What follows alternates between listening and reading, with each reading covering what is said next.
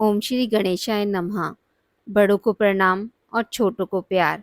आज मैं आपको गणेश जी की कथाएं सुनाने जा रही हूँ। मन को शांत और कथा को धैर्य से सुने। कथा को पूरा सुनने से उसका पूर्ण फल मिलता है। चलिए शुरू करते हैं। एक बुढ़िया माई थी। वह बहुत ही गरीब और दृष्टिहीन थी। उसके एक बेटा और एक बहू थे। वह बुढ़िया सदैव गणेश जी की पूजा किया करती थी। एक दिन गणेश जी प्रकट होकर उस बुढ़िया माई से बोले, बुढ़िया माँ, तू जो चाहे सो मांग ले। बुढ़िया बोली, मुझे तो मांगना नहीं आता, कैसे और क्या मांगूं। तब गणेश जी बोले, अपने बेटे बहू से पूछकर मांग ले। तब बुढ़िया ने अपने बेटे से कहा, गणेश जी कहते हैं तू कुछ मांग ले, बता मैं क्या मांगूं। पुत्र ने कहा, माँ तू धन मांग ले। बहू से पूछा तो बहू ने कहा, नाती मांग ले। तब बुढ़िया ने सोचा कि ये तो अपने अपने मतलब की बात कह रहे हैं। अतः उस बुढ़िया ने अपनी पड़ोसिन से पूछा तो उसने कहा, बुढ़िया तू तो थोड़े दिन जिएगी, क्यों तू धन मांगे और क्यों नाती मांगे। तू तो अपनी आंखों की रोशनी मांग ले, जिससे तेरी जिंदगी आराम से कट जाए। सभी लोगों से बात करने के बाद बुढ़िया माई गणेश जी से बोली, यदि आप प्रसन्न हैं तो मुझे 9 करोड़ की माया दे, निरोगी काया दे, अमर सुहाग दे, आंखों की रोशनी दे, नाती दे, पोता दे और सब परिवार को सुख दे और अंत में मोक्ष दे। यह सुनकर तब गणेश जी बोले, बुढ़िया माई तुमने तो मुझे ठग लिया। फिर भी जो तूने मांगा है वचन के अनुसार सब तुझे मिलेगा। और यह कहकर गणेश जी अंतर ध्यान हो गए। उधर बुढ़िया माँ ने जो कुछ मांगा वह सब कुछ मिल गया। हे गणेश जी महाराज, जैसे आपने बुढ़िया माई को सब कुछ दिया वैसे ही सबको देना। दूसरी कथा अनुसार एक गांव में एक विधवा अपनी बहू के साथ रहती थी। उसकी बहू मंदबुद्धि थी, जो अपनी भूख बर्दाश्त नहीं कर पाती थी और हमेशा खाने के लिए उतारू रहती थी। वह सबसे पहले उठकर खाना खाती थी, फिर घर के बाकी काम किया करती थी। एक दिन विधवा ने अपने घर में पूजा करवाने का सोचा, लेकिन वह थोड़ी परेशान थी, क्योंकि उसकी बहू अगली सुबह उठते ही खाने के लिए दौड़ेगी और पूजा के लिए बनाए गए पकवान को झूठा कर देगी। अपनी बहू को पूजा के लिए बनाए गए पकवान से दूर रखने के लिए विधवा ने एक तरीका निकाला। पूजा वाली सुबह उसने एक मटका लिया और उसके नीचे एक छेद कर दिया और अपनी बहू से बोली कि आज पूजा है, इसलिए खाना खाने से पहले पानी भर के ले आओ। बहू भी चालाक निकली।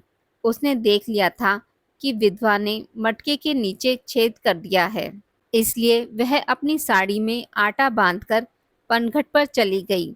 वहां उसने आटा निकाला और कुएं के पानी की मदद से बाटियां बनाने लग गई। कुएं के पास ही एक शमशान घाट था, जहां चिता जलाई जा रही थी। बहू ने उसकी आंच पर अपनी बाटियां सेक ली। उसकी बाटियां सूखी थी तो वह पास में ही गणेश जी के मंदिर चली गई, जहां गणेश जी को किसी ने चोला चढ़ाया हुआ था। उसने देखा कि गणेश जी की तोंद पर घी लगा हुआ है। उसने उस घी को अपनी बाटी पर लगा लिया और उसका भोग गणेश जी को लगाकर वह बाटी खा ली और घर वापस चली गई। बहू की इस हरकत पर गणेश जी को बहुत गुस्सा आया और उन्होंने गुस्से में अपनी नाक पर उंगली चढ़ा लिया। जब गांव वालों ने देखा कि गणेश जी ने अपने नाक के ऊपर उंगली चढ़ा लिया है तो उन्हें मनाने लगे। बहुत कोशिश करने के बाद भी गणेश जी नहीं माने। उन्होंने अपनी उंगली नाक के ऊपर से नहीं उतारी। जब यह बात राजा को पता चली तो राजा ने बड़े बड़े पंडितों और ज्योतिषों को बुलवाया और हवन करवाया, लेकिन गणेश जी फिर भी नहीं माने। सब बहुत चिंतित थे।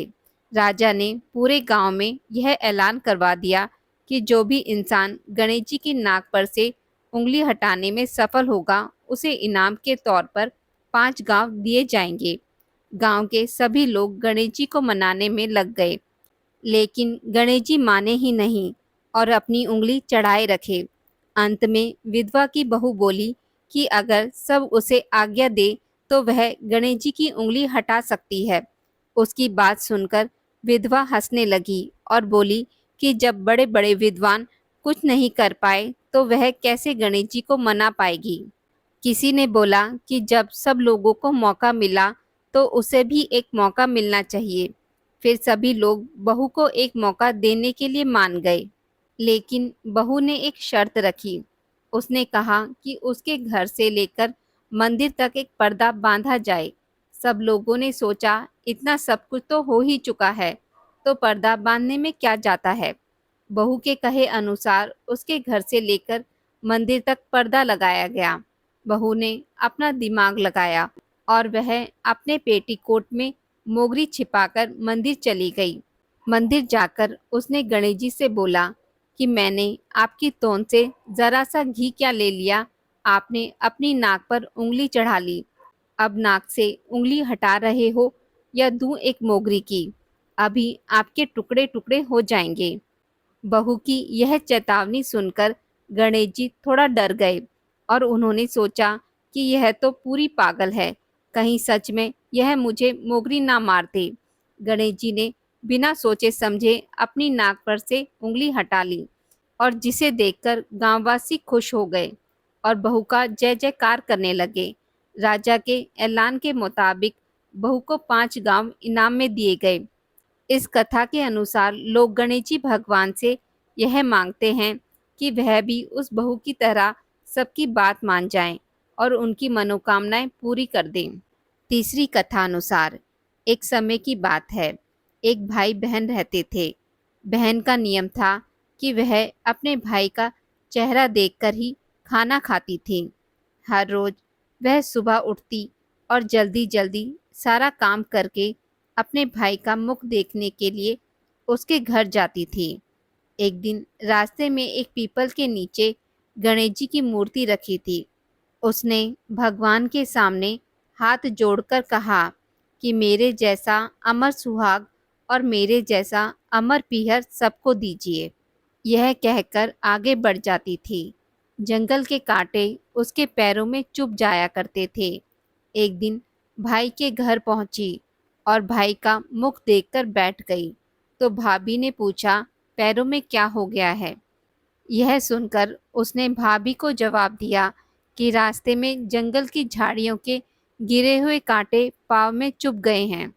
जब वह अपने घर वापस गई तब भाभी ने अपने पति से कहा कि रास्ते को साफ करवा दो, आपकी बहन के पाँव में बहुत सारे कांटे चुभ गए हैं। भाई ने तब कुल्हाड़ी लेकर सारी झाड़ियों को काटकर साफ कर दिया, जिससे गणेश जी का स्थान भी वहां से हट गया। यह देखकर भगवान गुस्सा हो गए और उसके भाई के प्राण हर लिए।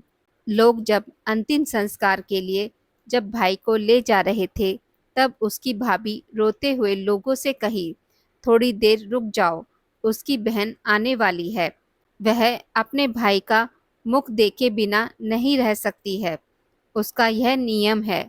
तब लोगों ने कहा, आज तो देख लेगी पर कल कैसे देखेगी। रोज की तरह बहन अपने भाई का मुख देखने के लिए जंगल में से निकली। तब जंगल में उसने देखा कि सारा रास्ता साफ किया हुआ है। जब वह आगे बढ़ी तो उसने देखा कि सिद्धि विनायक को भी वहां से हटा दिया गया है। तब उसने जाने से पहले गणेश जी को एक अच्छे स्थान पर रखकर उन्हें स्थान दिया और हाथ जोड़कर बोली, भगवान मेरे जैसा अमर सुहाग और मेरे जैसा अमर पीहर सबको देना। और फिर बोलकर आगे निकल गई। भगवान तब सोचने लगे, अगर इसकी नहीं सुनी तो हमें कौन मानेगा, हमें कौन पूजेगा। तब सिद्धि विनायक ने उसे आवाज दी, बेटी इस खेजड़ी की 7 पत्तियां लेकर जा और उसे कच्चे दूध में घोलकर भाई के ऊपर छींटा मार देना, वह उठकर बैठ जाएगा। यह सुनकर बहन जब पीछे मुड़ी तो वहां कोई नहीं था। फिर वह सोचने लगी, जैसा सुना वैसा कर लेती हूँ। फिर वह 7 खेजड़ी की पत्तियां लेकर अपने भाई के घर पहुंची। उसने देखा वहां कई लोग बैठे हुए हैं, भाभी रो रही है और भाई की लाश रखी हुई है। तब उसने उन पत्तियों को बताए हुए नियम के अनुसार भाई के ऊपर छिड़क दिया। तब भाई उठकर बैठ गया। भाई बोला, बहन से मुझे बहुत गहरी नींद आ गई थी। तब बहन बोली, यह नींद किसी दुश्मन को भी ना आए, और उसने सारी बात अपने भाई को बता दी। आज की इस वीडियो में बस इतना ही। मित्रों, अगर आपको मेरी वीडियोस पसंद आती हैं तो इसे लाइक और शेयर ज़रूर करें, और पूजा पाठ से जुड़ी जानकारी के लिए मेरे चैनल को सब्सक्राइब करना ना भूलें। धन्यवाद।